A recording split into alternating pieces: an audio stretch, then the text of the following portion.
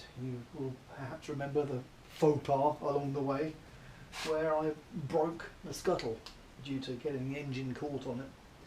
So I'm going to have a go at realigning the glass fibre, which has got a massive step in it there. So we'll see if this works. I've reinforced the edge of the bonnet gutter, I suppose it is, just putting a piece of angle on it.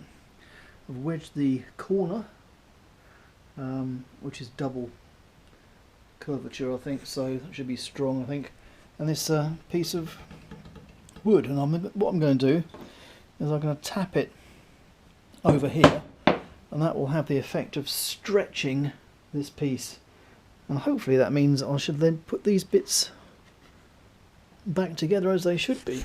Let's see if it works. Could be starting to work.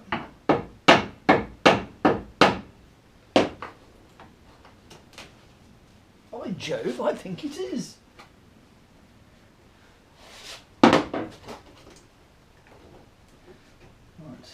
it's very nearly there. I think what I'm going to do is I'm going to stretch it apart, and when it's pretty much there, I'm going to screw something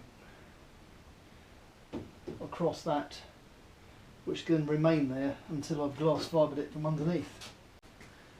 Right, here we are then. It's a piece of metal which I used for something else similar to this earlier on. Quite a few holes in it, you'll see. And that's simply going to screw it on top of there. That will keep the two sides of the moulding aligned, and that should then help me fix it.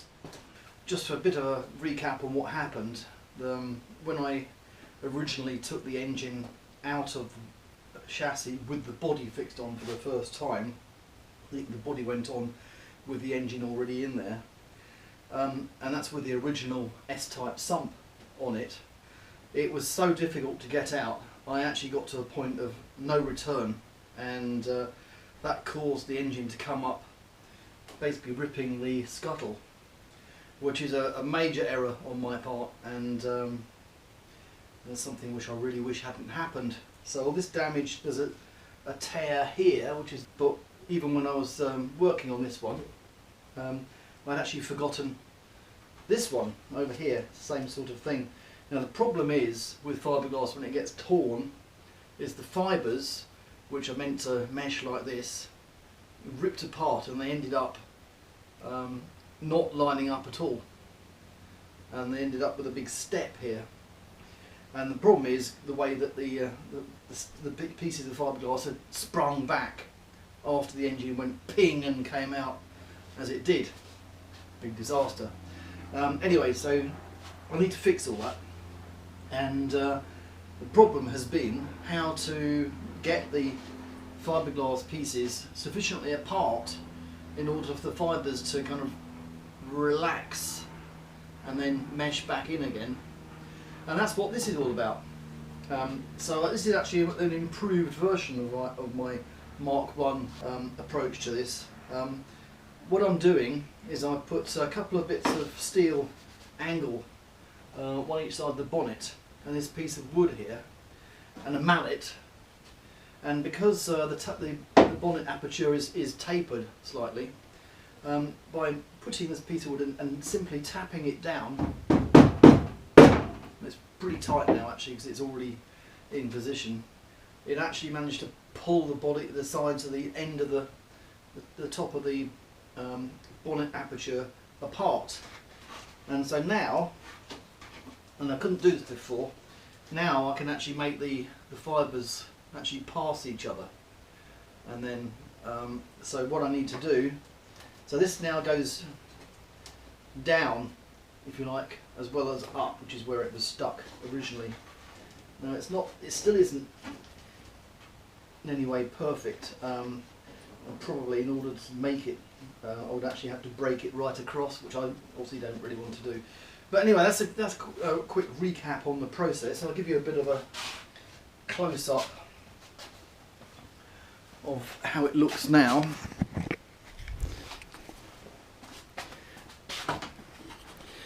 So this is how it is now, but so I can do that up and down, but previously it was stuck like that and I couldn't push it down at all. So this pressure from this piece of wood here has enabled that to happen. It's stretched apart and it's relaxed the tension on the thing, except for here. Now, as I say, without cutting it right across, I don't think there's anything I can do about that. I'm going to fix an aluminium plate across here, hold it in position, and then that will hold it in position while I fiberglass from underneath. Underneath, so this piece of wood here I was using as a bit of a lever, but probably isn't ever so necessary, but I'll leave that there for the minute. I shall fix a piece of alloy sheet off cut there and screw it to the surface temporarily, and that will mimic this one here. And in fact, the extra pressure which I've been able to bring to bear now has actually made this piece here relax downwards as well. So I think I may put a piece on here as well as over there. Anyway, to do that I'll just need some scrap aluminium. Right, so I'm going to screw this across the top of there.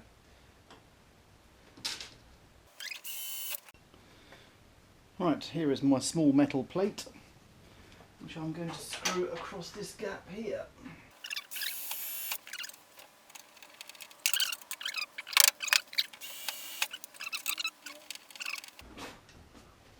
Right, that's that, I think. So I'll take this prop, as it were, out now. And the big idea here actually was to use these pieces of angle to protect the edge of the bonnet aperture. So there's one.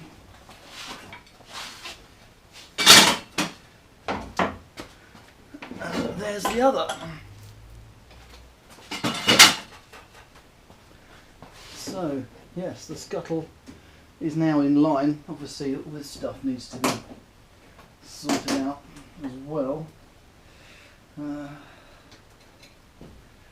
Yes, but I think I'll do it in stages actually. So the whole thing, the the repairs to the scuttle, and also the rejoining of the scuttle to the inner fiberglass mouldings, which were cut off as well. Obviously, originally it went all the way down from there to there. And some of that is now alloy sheeting, albeit this piece here will be riveted to the chassis member, so this bit will become really quite strong. Anyway, yes, so the fiberglass needs to be laminated across here, it needs to be riveted onto the chassis there, and then the whole thing, which is, I mean, it's not terribly weak even now, but once all that's done, it will be very solid indeed. Attached to the fiberglass section, which is in turn connected to the steel chassis section using this additional rail that I put in here, because a gap appeared to open up about that big, and I'm not clear why that happened. I suppose it's possible the whole body is that much further forward than it used to be, but there didn't seem to be any scope for moving it back due to where the rear chassis is. I'll just point in that general direction, and also because the top rail, this one, was missing because it had rusted away, so it was an area of uncertainty. Anyway, everything else seems to fit, the wheel arches and so on. So yeah, we've moved the front section of the bulkhead forward by just that much, and in order to do that without distorting this fiberglass panel, I welded on an extra tube, gives a bit of extra strength here I suppose, and welded to that,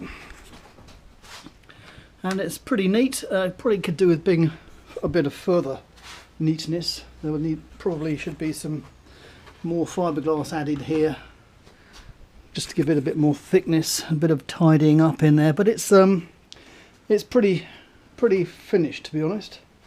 So my pedal box is in, clutch pedal in, the steering column is in.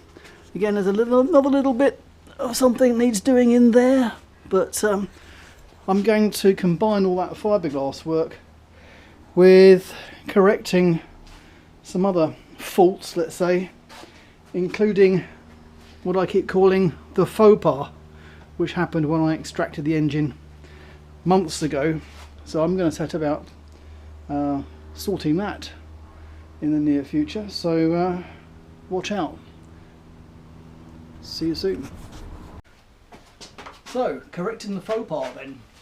The faux pas itself, of course, is this thing over here, but there's some other blemishes, like down here where I removed and replaced some of the nose support brackets, which are now being replaced again, so they need to be filled in, sorted out. There's a bit of a crack thing happening there, although yeah, definitely the main one is indeed the faux pas damage to the front scuttle.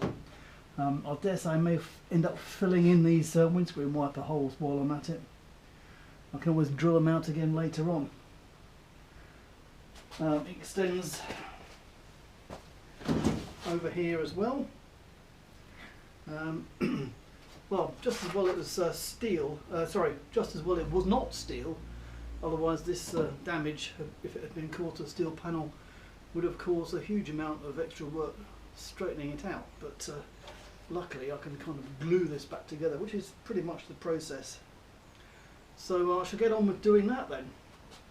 So first step is to clean up all the loose bits and bevel some edges and so on, and then it can get on with filling, strengthening, all of that.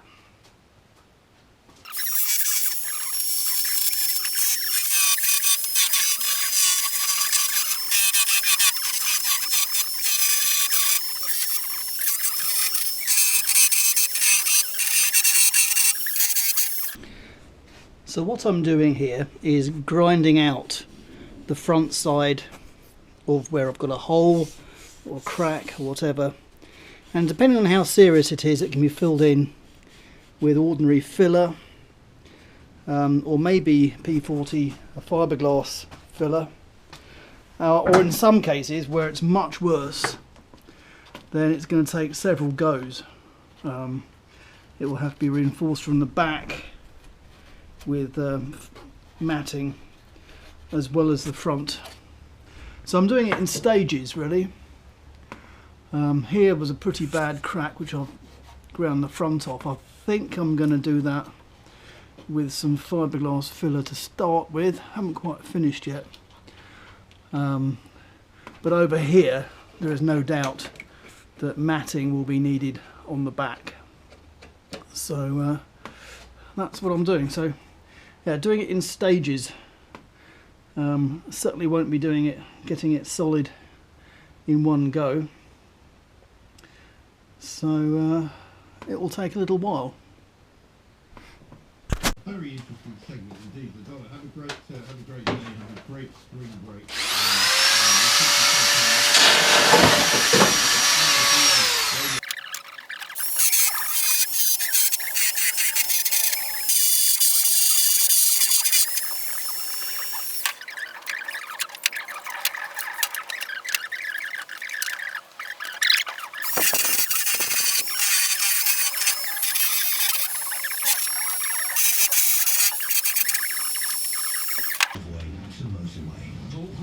Now one of the problems is getting the alignment for the various sections.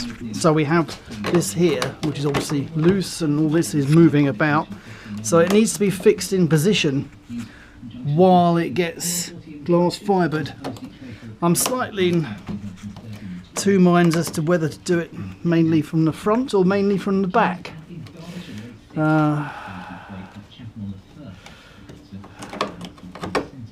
Obviously doing it from the top or the front is easier, I suppose. So it's obvious to me that some of this needs to be done from underneath, and that being so, then this type of thing needs to be corrected at the same time. So that needs to go up and over and under here in various ways. So that's pushing me towards completing this piece over here. I mean, the police, obviously, their view is they do not want to screw this up now, so they have just done what they seem to do brilliantly in this country, is kind of go from one extreme. They did absolutely...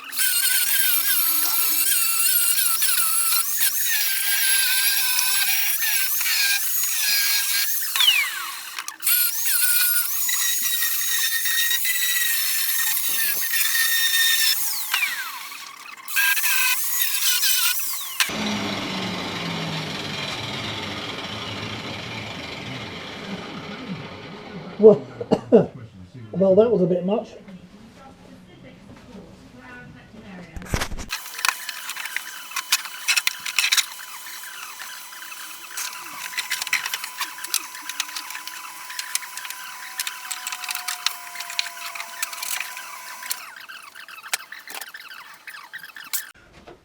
I've got a bit of a problem with all this stuff because it's just not hanging in position.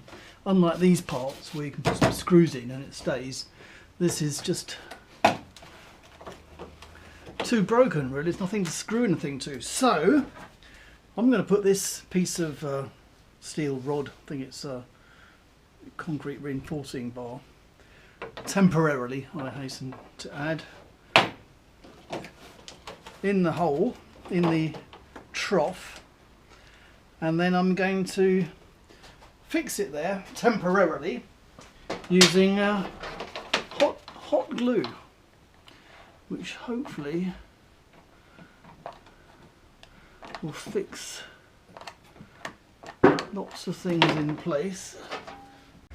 Okay, so I didn't take the whole of that plate out. It was a bit of a nuisance, but it was actually still helping this part line up with this part, so I've just kind of left a little bit of it in. So now I need to make sure the underside of this piece is suitable to be fiberglassed onto, and then fiberglass onto it.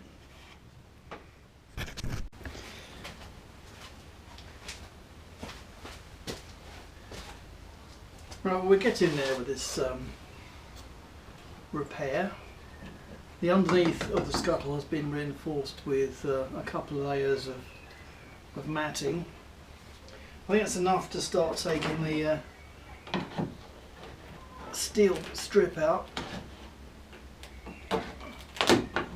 which came out relatively easily.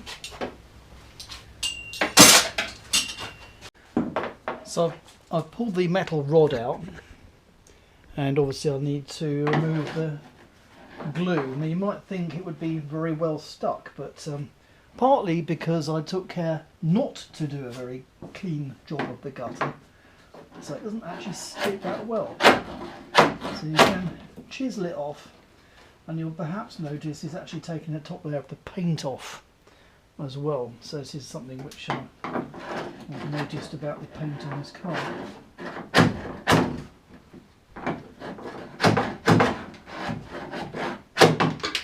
Yeah, you can kind of chip it off with a heavy screwdriver.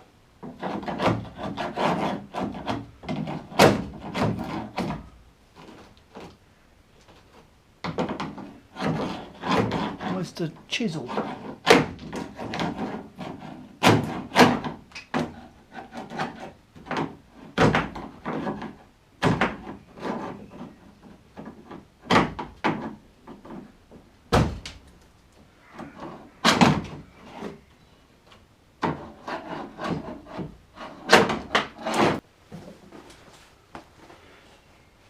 And it's all gone. Now it's still got a way to go, but already it's a lot more in shape than it was before. Right, I'm going to use some 80 grit to take this pretty hard stuff.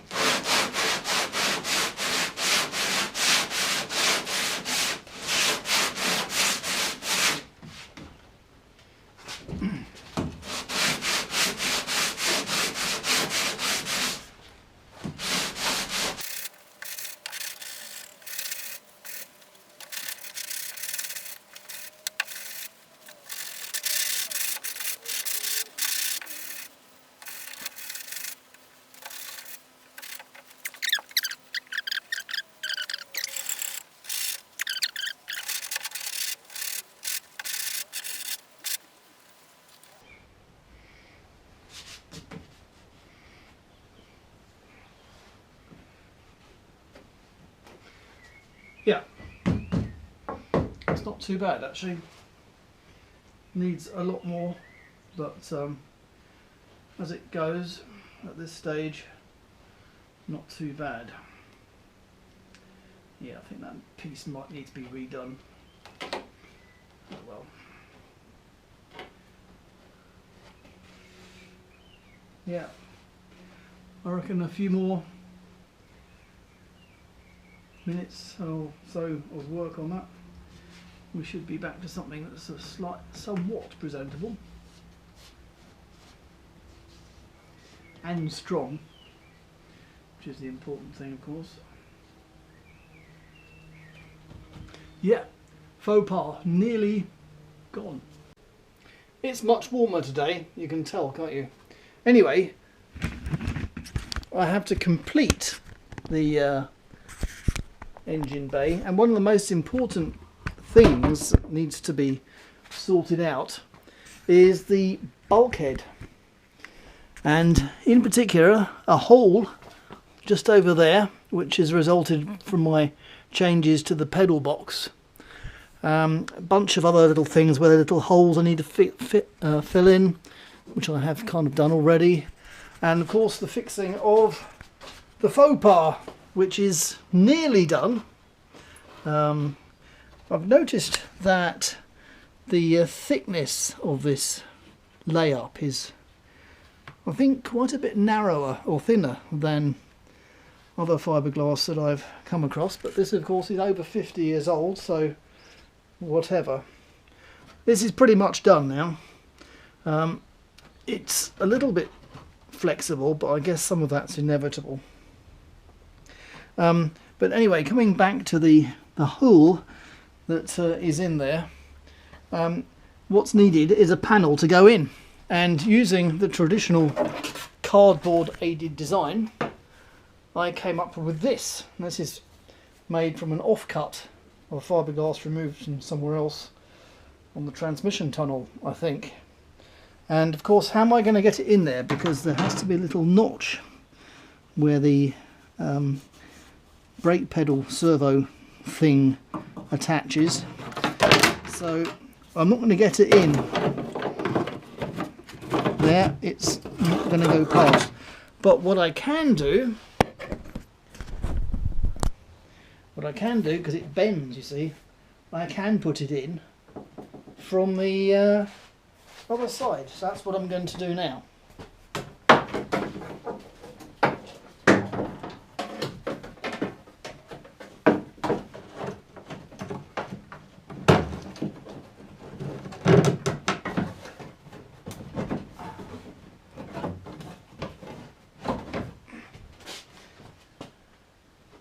Oh, nearly there.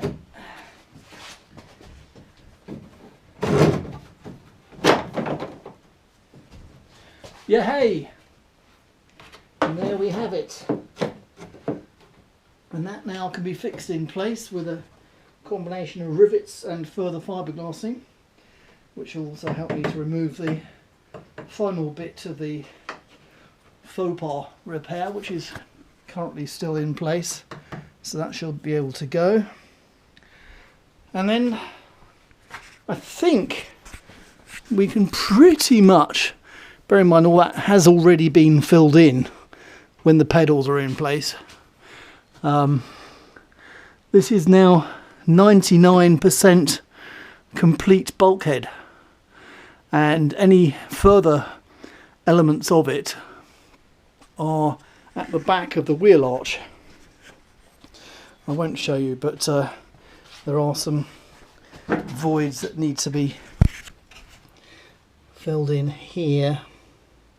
But I think that can be regarded as a separate project, because one of the things I shall be doing is to use more of this PVC foam board to act as an inner wheel arch, so the road dirt and all that isn't able to get up to the back. So that's a separate sub project. But the importance of this, of course, and it is nearly there now, is that this will be the engine bay completed, and therefore it is an important step. So I have repaired the Faux Pas and even got a bit of paint on it.